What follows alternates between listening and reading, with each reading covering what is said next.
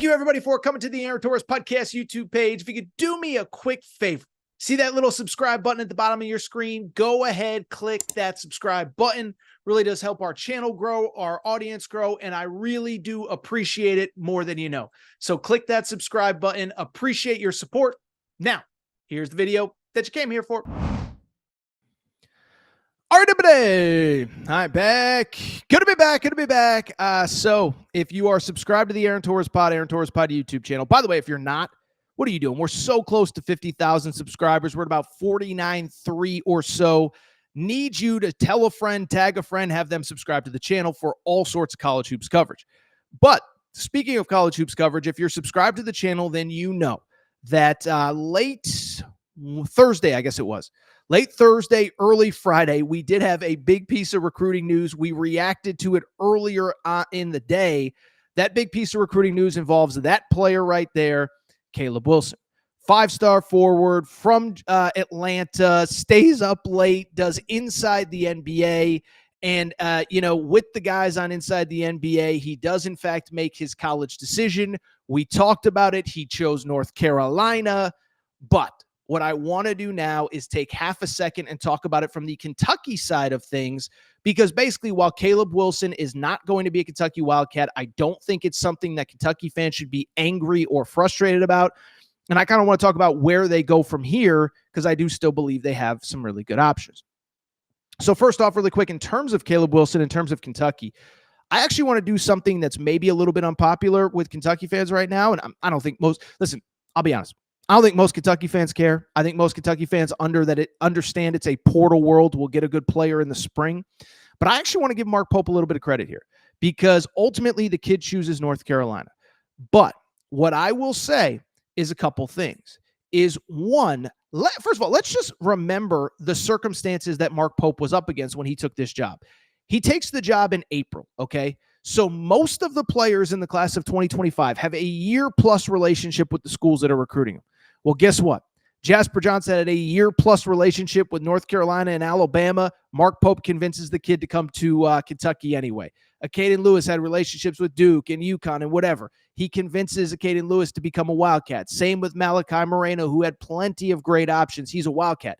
So you lock in 3 elite players. And listen, Caleb Wilson would have been the icing on the sundae, or the cherry on top of the sundae. But at the same time, we can't discredit Mark Pope, because he went head-to-head with another blue blood for an elite player and came up just a little bit short. And here's the crazy part. I do think that at certain points in this recruitment, Kentucky actually did lead for Caleb Wilson. Now, how serious was it? How close was Caleb Wilson to a decision? What were the factors? We talked about them in the North Carolina video. I do believe in my heart of hearts that, I don't think it was a big NIL thing. I've talked about it with Carolina. I don't think they have oodles of NIL money to spend. We talked about it when AJ DeBonsa committed. Carolina was basically selling him on the branding of North Carolina. Come here, be our Zion Williamson. We'll help get you a huge shoe deal when you get to the league. And I still believe it's the same with Caleb Wilson. Now, I want to give Carolina credit. They got it done. I think the NIL was maybe in a little bit of a better position than I expected. I don't think this is one of those things where Carolina just backed up a Brinks truck and was offering them like AJ DeBonsa type money. I don't believe that. I have no reason to believe that. I don't think they could afford to, even if they wanted to, even if NIL at North Carolina is probably a little bit better than I gave it credit for. Truth of the matter is, look, I think why Kentucky lost Caleb Wilson, I think it's a number of different factors. I think it's that he had a longer relationship with Carolina. He clearly liked Carolina because he visited twice in the fall. Listen, I think Carolina is going to have more opportunity to be in a starring role next season. We talked about it from the Carolina side of things. They have Elliot Cadeau coming back. They have Seth Trimble coming back. And then there's a lot of empty space. Ian Jackson's probably going pro. Drake Powell's probably going pro. You need guys to step in that can play right away. He certainly would have played at Kentucky, but I don't think he would have played to the degree at Kentucky that he will at Carolina, because I just don't think Carolina's got as many dudes next year as Kentucky's going to have. So as we look at what's next for Kentucky, I think that's, first of all, the important thing to realize. You got a lot of talent already on that 2025, 2026 roster. You have the 3 freshmen, 2 of which I think are going to be immediate impact guys. Caden Lewis is going to be really good. I have a buddy who watched him and covered him at Hoop Hall over these last couple weeks. One of the big tournaments up north.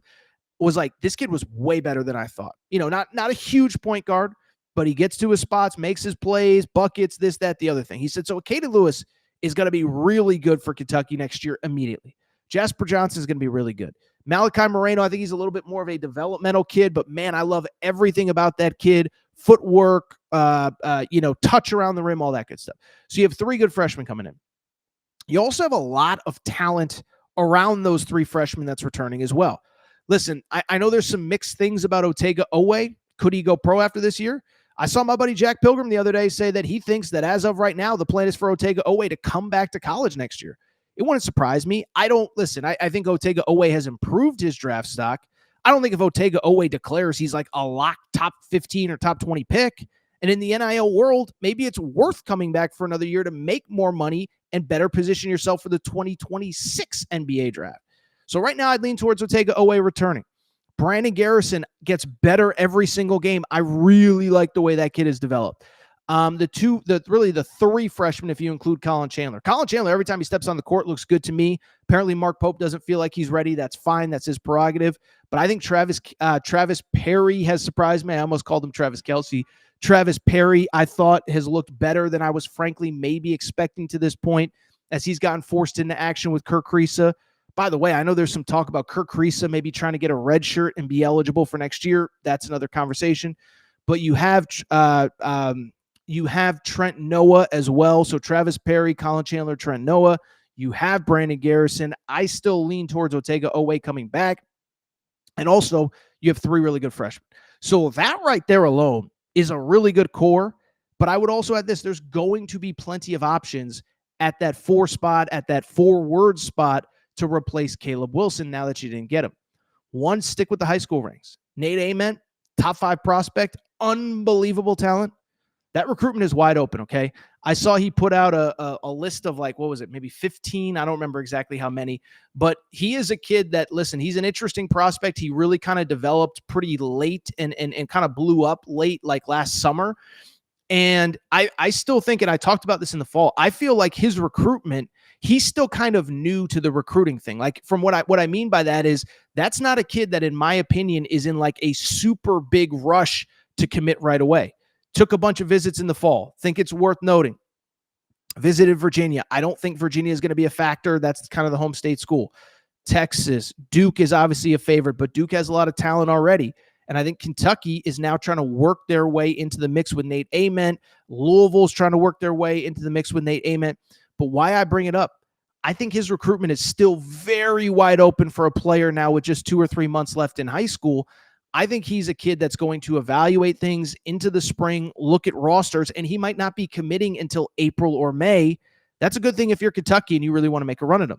Speaking of 2026 or 2025 recruits, 2026, Mika Murinen, the kid from Finland who's now playing high school basketball here in the United States.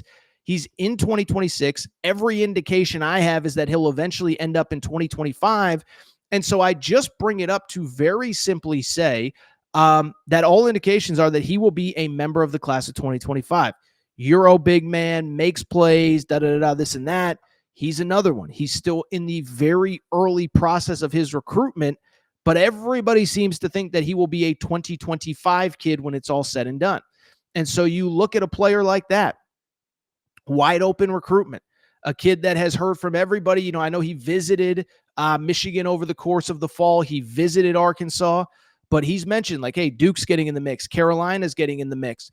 And so that's a kid that if he reclassifies, you can be in the mix for if you believe he's the right answer for you at that forward spot to replace Caleb Wilson. Finally, let me just say it. You already know where I'm going, and you should know where I'm going. There's this thing called the transfer portal.